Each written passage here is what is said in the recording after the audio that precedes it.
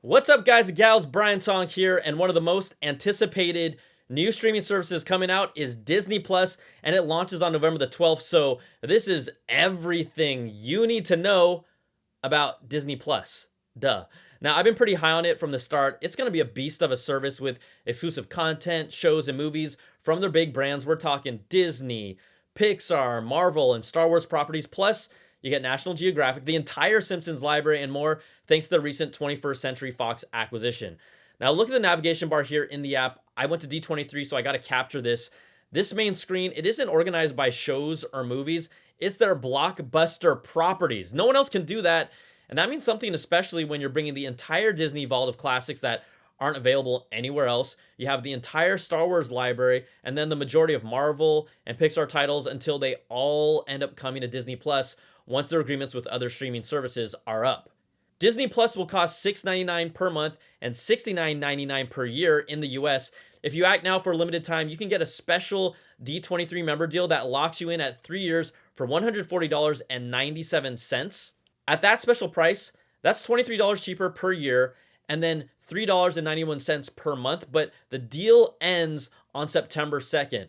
So if you're watching this now, you should probably go sign up for a free D23 membership. Just go to d23.com, click Join D23, and then scroll to the bottom. Just keep going to become a general D23 member. Select that option to set it up, and then once you go through it all, go back, you're set up, go to the main page, check out My Account, and then View Account, and the offer to set up the 3-year deal is right there. I know it might take up to 36 hours to get the special offer, but I've had friends who got it instantly. So I'm expecting some of you to pause this video and then come back and then finish it. I hope.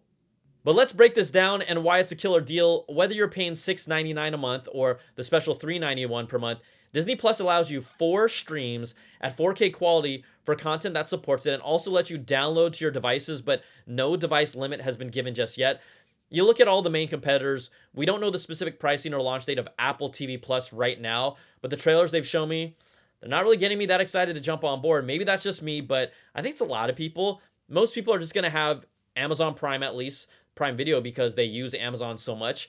Then Hulu, they have original content like the unbelievable Handmaid's Tale. If we break down Netflix pricing, because these are going to be pretty comparable, it starts at $8.99 for only one stream in standard definition and gives the ability to download some titles on one single device. Now with Netflix for $12.99, you can stream on 2 screens at a time at HD quality and download to 2 devices. But for $15.99, you can watch 4 streams at 4K quality to download up to 4 devices. Again, Disney Plus at its highest price, $6.99 for 4 streams at 4K. I mean, that's just super hard to turn away from, especially if you have any connection to Marvel, Star Wars, Pixar, and Disney content. I mean, even just one of those properties alone might be worth it for most people. And remember, Disney plans to eventually pull all of their content from Netflix once their old agreements expire, and that stuff is going to Disney service. Now, Disney Plus will not be releasing an entire season all at once. Instead, they're going to go with a release for each show weekly. So bingers, you're going to have to wait. But I like going back to the weekly release because it allows the show to build up more buzz and recognition over time. Sometimes I just feel like a show on Netflix, it comes out, it's hot for a week, and then you never hear about it again. And if you want to binge a Disney Plus show, you can, but you might just have to wait a few weeks, few months. I just think that like this strategy of building some anticipation, there's value to that. Now, Disney Plus will support iOS, Apple TV, Android devices, Android TV, Google Chromecast, desktop web browsers, and Sony PlayStation 4, Xbox One, and Roku on launch. That's all, pretty much all the devices. But the glaring omission we don't see on this list, Amazon devices. Now, maybe that changes, but right now it's not supported. On Apple devices, you'll be able to sign up through an in-app purchase to make the process really easy for you if that's an option. It will also be launching the service not only in the US, but in Canada and the Netherlands on its November 12th launch date. And then a week later on November the 19th, Australia and New Zealand, they'll be able to access the service, with Disney plans to have a global rollout in most major global markets within the first 2 years. This stuff, it takes time to get all the rights and licensing and deals locked in. So just be patient everywhere else. Now in the US, where I'll luckily be able to see it on day one, there's a $12.99 per month bundle that includes Disney Plus, Hulu with ads, and ESPN Plus. That's not available at the time of this video, but could be a compelling package for some of you cord cutters out there. In other launch countries, it'll be $8.99 Canadian dollars per month and $89.99 for the year. In the Netherlands, it'll be $6.99 or 69.99 euros per year on its November 12th launch. Australia will be $8.99 Australian dollars per month and $89.99 per year. And then New Zealand will be $9.99 New Zealand dollars per month and $99.99 per year when it launches there in November the 19th.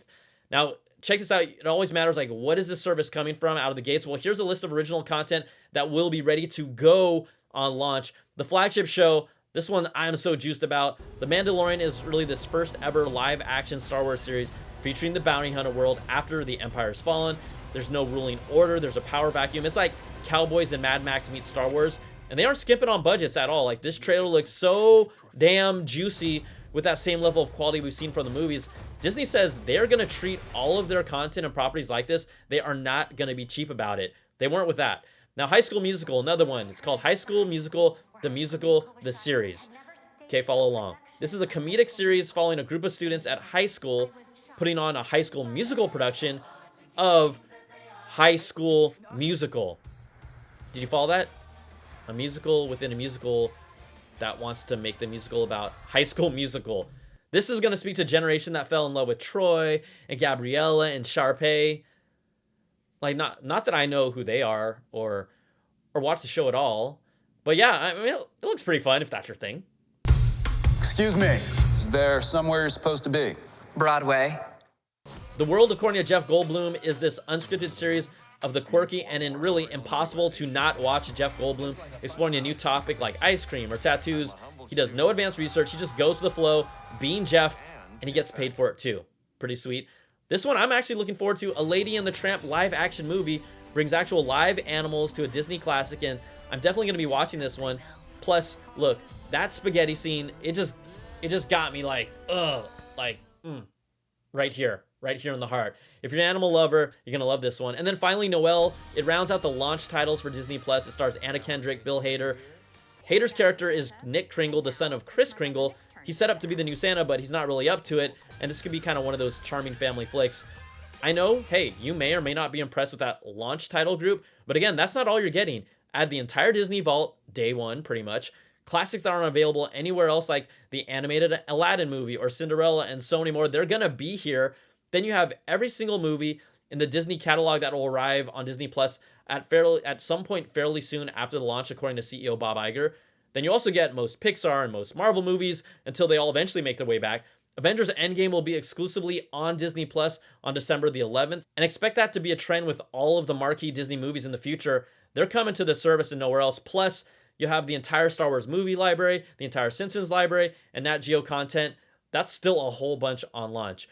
But if you weren't paying attention to Comic-Con and D23, there is so much more coming over the next couple of years, including Marvel's 7 live action shows, Falcon and the Winter Soldier, WandaVision, Loki, I mean, what has that dude been up to? Hawkeye, introducing Kate Bishop in there, and then we have Miss Marvel, Moon Knight, and She-Hulk.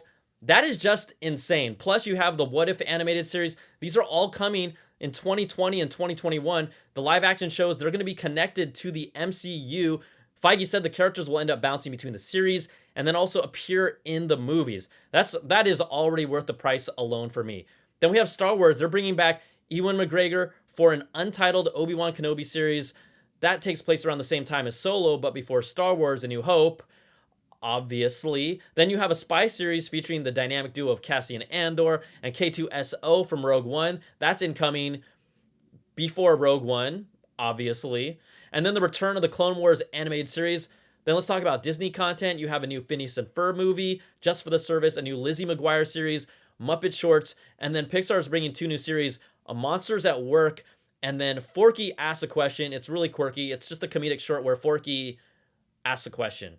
Now, Disney CEO Bob Iger also said their acquisition of 21st Century Fox now has them planning reboots of movies like Home Alone, Night at the Museum, and so many others that will be reimagined for a new generation and are currently in development for Disney.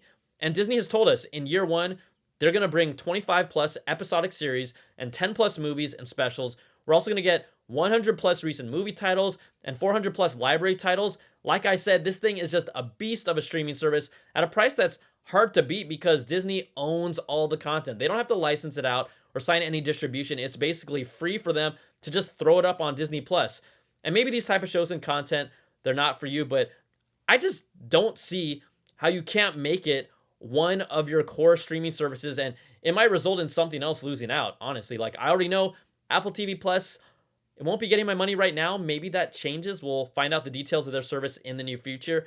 And then Netflix, they probably have to tweak their pricing a little to just stay competitive with Disney Plus. Otherwise, I could see myself letting them go eventually. So I want to know, what do you think about Disney Plus? Are you going to sign up and make it part of your streaming life, or is this not the service for you? And are you going to pass? I mean, put all your thoughts as well as what you ate last in the comments where I can see them, because I'm kind of hungry and I'll show my mom the ones where you say nice things. All right, there's so many reasons why I'm so high on this service. I gave you all of them, and that's literally everything you need to know about Disney Plus before it launches. Now, if you haven't already, you can take advantage of that 3-year deal by September the 2nd, and if it's too late, $69.99 a year. Still a great price for what this service is offering. So thanks so much for watching. I hope all this info helped you out. Take care, and I'll talk to you soon. Peace.